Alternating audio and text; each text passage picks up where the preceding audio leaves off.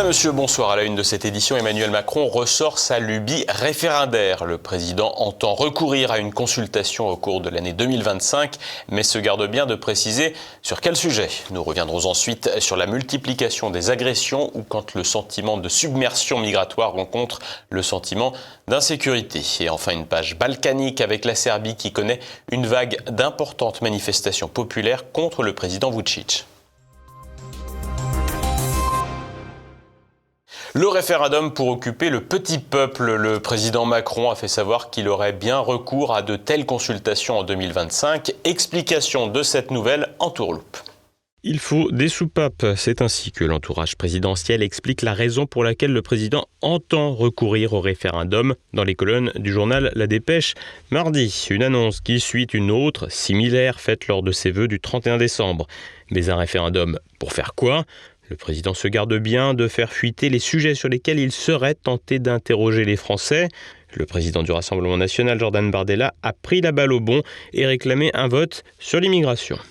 Moi, je pense qu'il faut aujourd'hui un référendum sur la question de l'immigration. On impose chaque jour davantage une politique aux Français qu'ils ne souhaitent pas, qui déstabilise les grands équilibres de notre société. Avec le fameux... Un tel référendum est écarté par l'exécutif et François Bayrou invoque la Constitution. Dont l'immigration ne peut pas constitutionnellement, même pas par préférence, ne peut pas être un sujet de référendum. Un texte qui met le gouvernement mal à l'aise, qui l'écarte par la magie de l'état de droit. Même si le ministre de l'Intérieur lui-même, Bruno Retailleau, estime qu'un tel référendum serait possible. Gabriel Attal, ancien Premier ministre devenu chef de file du parti macroniste, a lui suggéré d'organiser une consultation, encore très floue, sur le travail. On va préparer un projet de loi référendaire, c'est-à-dire une réforme qui nous permet tout simplement, Caroline Roux, de dire qu'on allège le fardeau fiscal qui pèse aujourd'hui sur le travail et sur ceux qui travaillent. À se demander si le député macroniste n'aurait pas pu agir dans ce sens durant les 7 années qu'il a passées au gouvernement. À gauche, inévitablement, c'est la question des retraites qui a été évoquée comme sujet possible d'un référendum à de nombreuses reprises. Aucun de ces thèmes pourrait bien n'être retenu par Emmanuel Macron. Le chef de l'État, qui aime le contre-pied, pourrait envisager de proposer l'instauration d'un système d'élection législative au scrutin proportionnel ou en partie proportionnel. Une réforme qui aurait le mérite d'être soutenue par François Bayrou et réclamée de longue date par le RN ainsi que par les petits partis.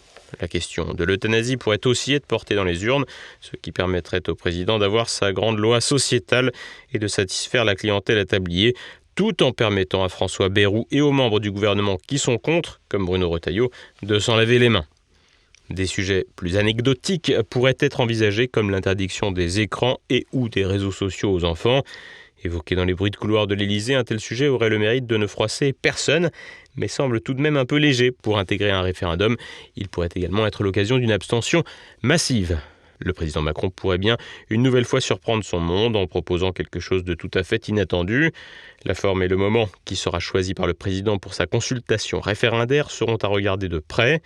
Le président pourrait ainsi profiter de nouvelles élections législatives en cas de dissolution au début de l'été pour faire coup double. Le premier des risques étant l'abstention. Les électeurs français ont en effet déjà été appelés à voter 3 fois pour la majorité d'entre eux en 2025 et pourraient bien être lassés, d'autant que lors des européennes, le RN est arrivé en tête, mais est minoritaire à Bruxelles et ne peut rien faire, et qu'aux législatives, la coalition des gauches est arrivée en tête, mais est minoritaire à l'Assemblée et ne peut rien faire non plus. Par ailleurs, le souvenir du dernier référendum sur la Constitution européenne avait montré que quand les électeurs se prononcent, les dirigeants n'en tiennent pas nécessairement compte. Le président Macron pourrait surtout décrédibiliser un peu plus le vote, et plus spécifiquement le vote référendaire, après avoir déjà pas mal éprouvé les institutions de la Ve République. La France est submergée par l'ensauvagement depuis le début de l'année. Des agressions sont monnaie courante dans l'actualité. Le point avec Renaud de Bourleuf. C'est le Far West au collège Angela Davis. Mardi, devant cet établissement scolaire de Bobigny, en Seine-Saint-Denis, un élève de 15 ans a été agressé dans la rue et passé à tabac. Au cours de l'après-midi, il se trouvait à environ 500 mètres du collège où il est scolarisé. 5 individus cagoulés et non reconnaissables se sont approchés de lui. Des coups ont suivi jusqu'à l'intervention d'un surveillant. Le garçon a été hospitalisé avec pronostic vital engagé et placé en coma artificiel. Il est finalement sorti de l'hôpital mercredi en fin d'après-midi. 2 personnes, âgées de 17 et 22 ans, ont été interpellées et placées en garde à vue. Leurs noms n'ont pas été communiqués. Ce jeudi matin, le ministre de la Ville, Juliette Méadel, revenait sur l'événement. Ce sont des enfants qui doivent être éduqués. Éduquer, ça veut dire sanctionner, mais sanctionner pour bien grandir. Ça ne veut pas dire de les laisser aller à volo, ça veut dire les sanctionner pour bien grandir et surtout les éduquer avant qu'il ne soit trop tard et qu'ils ne passent à l'acte. Et ce jeudi, toujours en Seine-Saint-Denis, c'est à Drancy qu'un collégien de 13 ans a été tabassé. Il a été attaqué à 4 contre 1 alors qu'il sortait de son collège vers midi. Les 4 agresseurs l'ont roué de coups, l'ont ensuite prévenu qu'il s'agissait d'un avertissement et ont pris la fuite. Que lui reprochait-il ? Il aurait dénoncé la diffusion d'images pédopornographiques sur le groupe WhatsApp de sa classe. En une semaine, la Seine-Saint-Denis a été agitée dans le territoire où un tiers de la population, officiellement, est immigrée. Submersion et insécurité ne sont pas que des sentiments. Dès l'instant que vous avez le sentiment d'une submersion, de ne plus reconnaître votre pays, de ne plus reconnaître les modes de vie ou la culture, dès cet instant-là, vous avez rejet. Au-delà de la Seine-Saint-Denis, les Français sont submergés d'agressions et d'insécurité, et ce sur l'ensemble du territoire national. Comme chaque année, le 1er janvier était l'occasion de festivités peu réjouissantes pour les habitants. En tout, 984 voitures ont été incendiées, 420 interpellations ont été recensées pour un total de 310 gardes à vue. À titre d'exemple, à Lyon, un accident de mortier d'artifice a notamment blessé un enfant de 2 ans au visage. À Cannes, un homme a été blessé par arme blanche. À Clermont-Ferrand, un homme a également reçu plusieurs coups de couteau. À Sarrebourg, en Moselle, une école a été incendiée volontairement. 100 000 policiers et gendarmes avaient été mobilisés sur tout le territoire, sans grand succès. Et tout au long du mois de janvier, les agressions ont émaillé le quotidien. Le 15 janvier, à Reims, un homme âgé d'une 40aine d'années a été gravement blessé pendant une bagarre dans la rue. Touché par des coups de couteau, la victime a été atteinte au dos et au flanc. Dans la même ville, le 29 janvier, un adolescent de 15 ans a été tabassé à coups de marteau par 2 collégiens de 14 ans pendant qu'un dernier filmait la scène avec son téléphone. L'agression s'est produite à la sortie d'un collège du centre-ville de Reims. La criminalité juvénile ne se limite plus à certains quartiers. Le 25 janvier, à Apt, en Vaucluse, 2 personnes ont été agressées au couteau dans un supermarché. L'individu, âgé de 32 ans, était de nationalité française. En revanche, le cri qu'il a lancé, Allah Akbar, n'était pas de la langue française. Dans certains cas, l'agression est tragique. Ainsi, le 24 janvier, dans le 14e arrondissement de la capitale, Elias, un collégien âgé de 14 ans, était mortellement blessé au couteau. Les 2 agresseurs, âgés de 16 et 17 ans et de type africain, avaient d'abord tenté de lui voler son téléphone. Ils s'étaient déjà connus de la police, l'un pour port d'armes prohibé et introduction d'une arme sans motif légitime dans un établissement scolaire, et vol avec violence.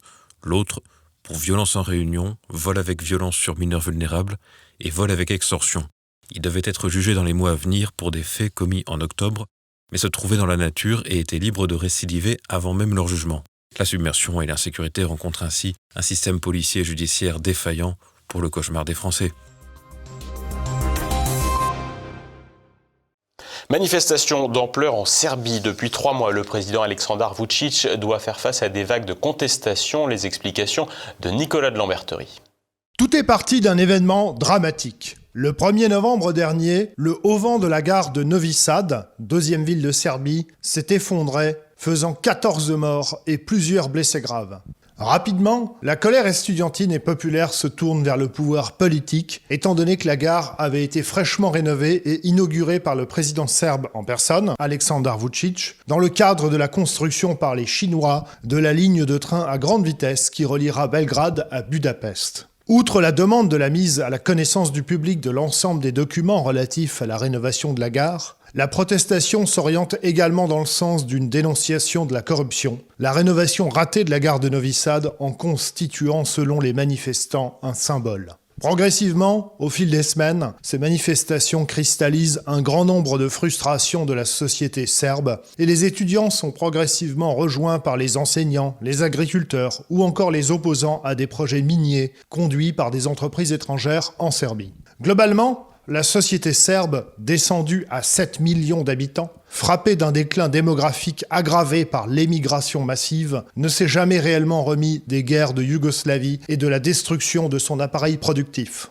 Et les investissements étrangers n'ont globalement pas inversé la tendance, la province restant incroyablement pauvre et dépourvue, même si la capitale Belgrade est redevenue, à un certain niveau, une ville dynamique. À l'instar des Gilets jaunes en France, les manifestations que l'on observe en Serbie ces dernières semaines n'ont pas vraiment de meneur identifié et ne sont pas non plus liées à des partis politiques d'opposition. Les manifestations ont généralement lieu le week-end ou le soir après les heures de travail.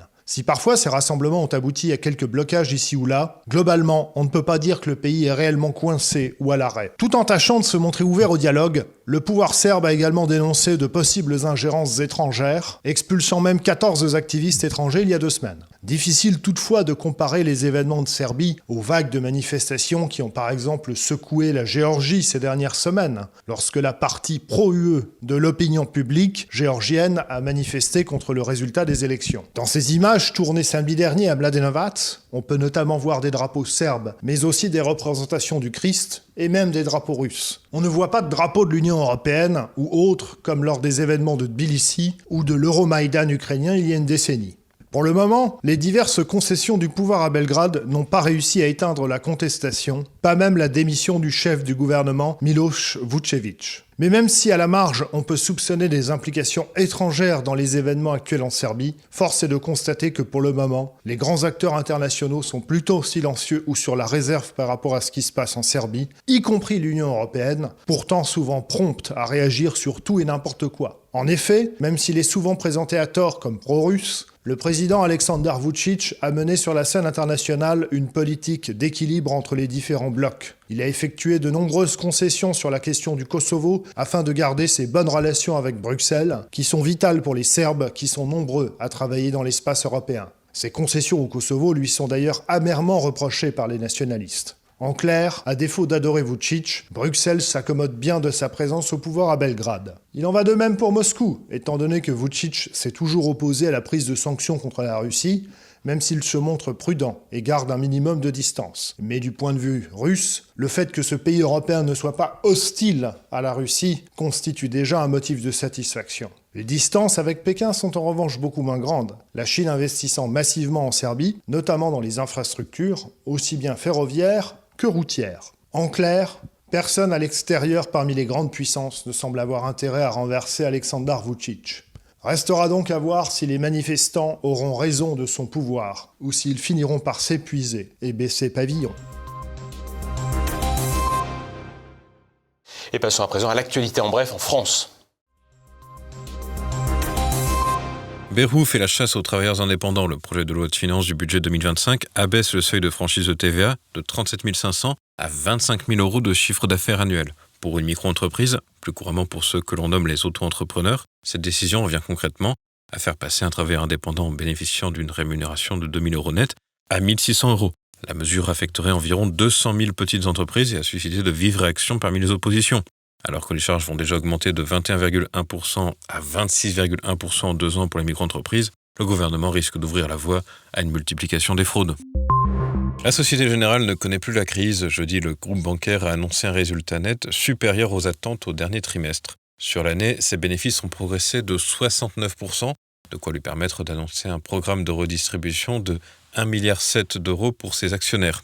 Pour l'année 2025, le directeur général de la Société Générale, Slawomir Krupa, souhaite recentrer les activités de la banque sur les secteurs les plus lucratifs comme le crédit immobilier. La France a du mal avec l'événementiel et la Coupe du Monde de rugby 2023 n'a pas transformé l'essai. Selon une information du Monde, la Cour des comptes devrait publier dans les prochaines semaines un rapport qui pointe les dysfonctionnements de l'organisation de l'événement. Selon la juridiction financière, il y a eu certes un bénéfice de 55 millions d'euros, mais le résultat final de l'organisation a été affaibli par les déficits substantiels de l'opération Campus 2023, un dispositif de formation d'apprentis au métier du sport, et surtout du groupement d'intérêt économique chargé des hospitalités, qui est en déficit. Le résultat de la Coupe du Monde disponible pour le développement du rugby en France est de seulement 3,4 millions d'euros, un chiffre qui représente 10 fois moins que ce qu'avait procuré la précédente Coupe du Monde organisée en France en 2007. Après avoir vanté les mérites des JO de 2024 et de sa scène dépolluée ou presque pour 1,4 milliard, Emmanuel Macron devra donc aussi assumer sa Coupe du Monde de rugby. Et ce, alors que le spectre du scandale plane autour des JO d'hiver de 2030 dans les Alpes, pour lesquels le biathlète Martin Fourcade a jeté l'éponge sur fond de désaccord avec le président de la région PACA, le macroniste Renaud Muselier. L'actualité internationale en bref. La Bruxelles Connection a fait des ravages dans l'agglomération bruxelloise. 3 fusillades ont eu lieu en 24 heures. D'abord mardi soir à Saint-Josse, plusieurs coups de feu ont été tirés, provoquant 2 blessés légers. Ensuite à Anderlecht, mercredi à 6h du matin, des tirs au fusil d'assaut ont été entendus près de la station de métro Clémenceau. Au même endroit, dans la nuit de mardi à mercredi, des échanges de tirs ont eu lieu. Cette fois, une personne a été blessée à la jambe. Les 3 fusillades ont en commun d'avoir eu lieu près de points de vente de drogue. Selon les premiers éléments de l'enquête, il s'agirait de rivalité de territoire. Dans une rue voisine d'une des fusillades, une balle a atteint la chambre d'un enfant. Quelques jours plus tôt, lundi, le commissaire national aux drogues affirmait qu'il allait réagir face au trafic et que la Belgique était sur le point de devenir un narco-État. À moins que le narco-État ne soit déjà un État dans l'État, et ce, alors que les Belges de souche ne représenteraient, selon les chiffres officiels, que 60% de la population. Dialogue de sourds entre Washington et Panama. Mercredi, le département d'État équivalent américain du ministère des Affaires étrangères a affirmé que l'État du Panama avait donné son accord pour ne plus faire payer aux navires états-uniens la traversée du canal. Une information démentie par Panama. Donald Trump avait déjà affirmé qu'il comptait prendre le contrôle du canal, une volonté liée à son intention de contrer les intérêts chinois dans la zone. Le chinois Shein dans l'œil du cyclone bruxellois. La Commission européenne a annoncé mercredi qu'elle lançait une enquête sur la plateforme de fast fashion qui vend des produits de mode à des prix cassés. Celle-ci est soupçonnée de ne pas respecter les réglementations européennes en matière de protection des consommateurs. Si des violations sont confirmées, Shein pourrait faire face à des amendes importantes. Fondée en Chine en 2012 et désormais basée à Singapour, l'entreprise a récemment défrayé la chronique en France en s'offrant les services de l'ancien ministre Christophe Castaner. Londres se réveille un peu tard contre les prédateurs sexuels pakistanais. Le Premier ministre Keir Starmer a annoncé mardi attribuer 10 millions de livres sterling pour des investigations supplémentaires concernant le scandale des grooming gangs, des groupes accusés d'exploiter sexuellement des mineurs. Ces réseaux, majoritairement composés d'hommes d'origine pakistanaise, ciblent des jeunes femmes et jeunes filles essentiellement blanches. Une réaction gouvernementale qui pourrait avoir été provoquée par l'homme d'affaires et membre du gouvernement américain Elon Musk, qui a accusé le gouvernement britannique de négligence à ce sujet au début du mois de janvier. Et Musk, toujours après le Royaume-Uni et l'Allemagne, l'homme d'affaires s'intéresse désormais à son propre pays, l'Afrique du Sud. Celui qui est devenu directeur de l'efficacité gouvernementale dans le gouvernement américain a publiquement critiqué la législation de son pays natal qui permet la saisie de terres, la qualifiant de raciste et accusant l'État de persécuter les Blancs, prenant à partie le président du pays, Cyril Ramaphosa, sur X, lui demandant pourquoi ces lois étaient ouvertement racistes. À l'unisson avec son compère, Donald Trump a menacé lundi de suspendre l'aide américaine à l'Afrique du Sud tant qu'une enquête complète sur la situation n'aura pas été menée. Depuis la fin du régime d'apartheid, les Blancs sont régulièrement victimes de crimes et de vexations de la part du pouvoir en place. Ce soir, immédiat et un zoom ainsi que la chronique de l'avocat Gilbert Collard sur la chaîne YouTube format court de TVL. C'est la fin de cette édition. Merci de votre fidélité. À demain.